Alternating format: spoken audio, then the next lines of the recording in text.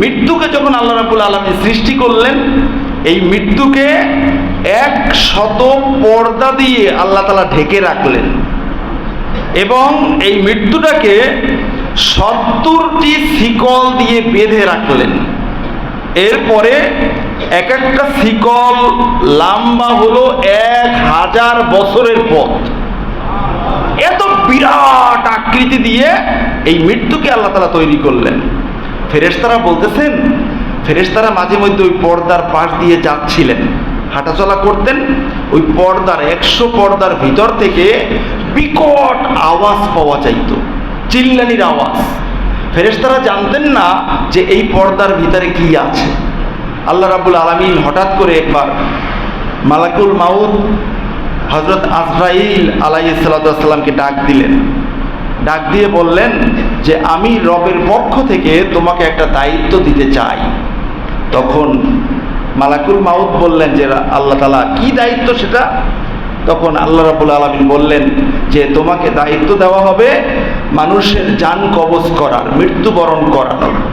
তখন আল্লাহ রাব্বুল আলামিন তাকে বললেন যে যাও তুমি গিয়ে মৃত্যুটা দেখে আসো। মৃত্যু 100 পর্দা দিয়ে আমি ঢেকে রাখছি, তুমি মৃত্যুটা গিয়ে দেখে আসো। তখন মালাকুল মাউত এসে যখন মৃত্যুর উপরে উঠতে শুরু করলেন, এই মৃত্যুর চেহারা দেখে মালাকুল মাউত অজ্ঞান হয়ে গেলেন। দাকাইকুল আখবারের মাঝে আসছে বছরের পর বছর মালাকুল মাউত অজ্ঞান অবস্থায় ছিলেন। বলুন না সুবহানাল্লাহ। আল্লাহ রাব্বুল আলামিন ডাক দিলেন, ওই মালাকুল মাউত, তোমাকে পাঠাইলাম মৃত্যু দেখতে, তুমি না আইসা অজ্ঞান হয়ে পড়ে আছো, ঘটনা কি? তখন মালাকুল মাউত বলতেছে যে রব্বে কারীম, আমার পক্ষে সম্ভব নয় এত বড় আকৃতির এই বিষয়টাকে কবজ করা, এটা আমার পক্ষে সম্ভব নয়। তখন রাব্বুল আলামিন বললেন যে তোমাকে আমি ক্ষমতা দিব, ক্ষমতা দিলে তখন তুমি সেটা পারবে। এইটা বলে রাব্বুল আলামিন কুদরতিভাবে মালাকুল মাউতকে ক্ষমতা দিলেন। এরপরে বললেন এবারে যাও দেখে আসো।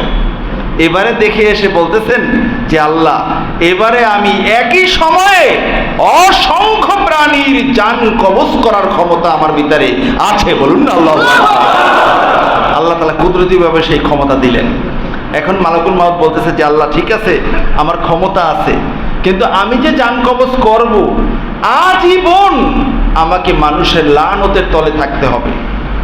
আমাকে মানুষ গালিগালাজ করবে, আমি সবাই সন্তানের সামনে দিয়ে পিতাকে নিয়ে আসব, আবার পিতার সামনে দিয়ে সন্তানকে নিয়ে আসব। কার কখন ওই ডেট ফেল হয়ে যায় তখনই তো আমাকে নিয়ে আসতে হবে। এটা কি করে সম্ভব আল্লাহ? আমাকে তো আজীবন মানুষ গালিগালাজ করবে। তখন রাব্বুল আলামিন বলছেন যে না, গালিগালাজ করবে না, এটারও সিস্টেম আমি করে দিব।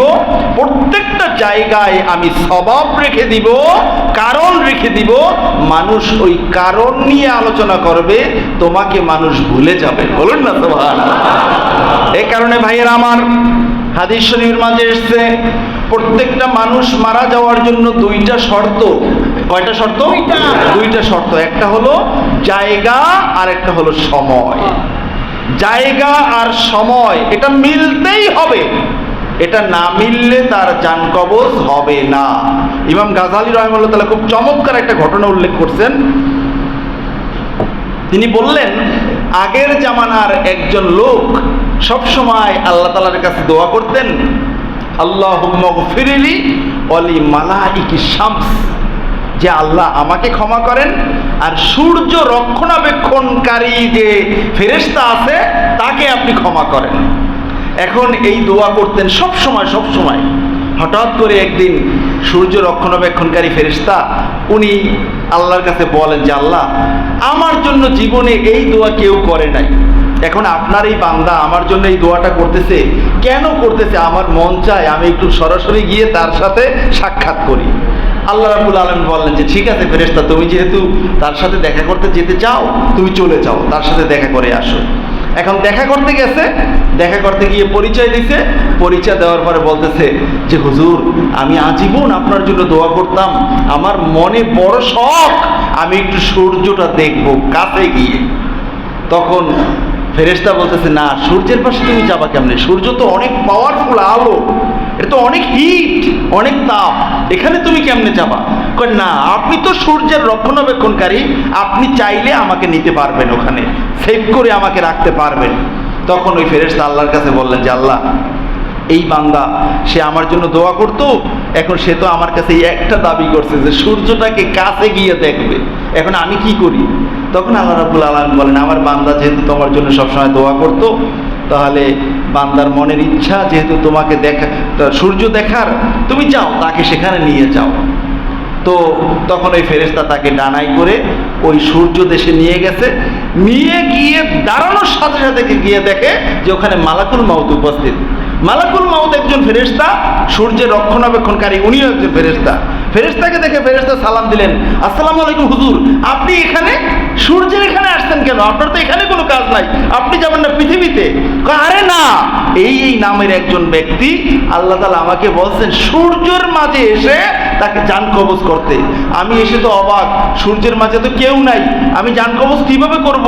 সময়ও ঘনিয়ে আসতেছে, তো ইতিমধ্যেই দেখতেছি সময়ে একেবারে কাটায় কাটায় মিল, আর তুমি তাকে এনে সূর্যের উপরে রেখেছো। বলুন না সুবহানাল্লাহ। তখন ফেরেশতা বললেন যে তুমি শুয়ে যাও, এখানেই তোমাকে জান কবজ করা হবে। তার মানে হলো রাব্বুল আলামিন বলছেন, আইনামা তাকুনু ইউদরিকুমুল মাউতু ওয়ালাউ কুনতুম ফি বুরুজিন মুশাইয়াদা।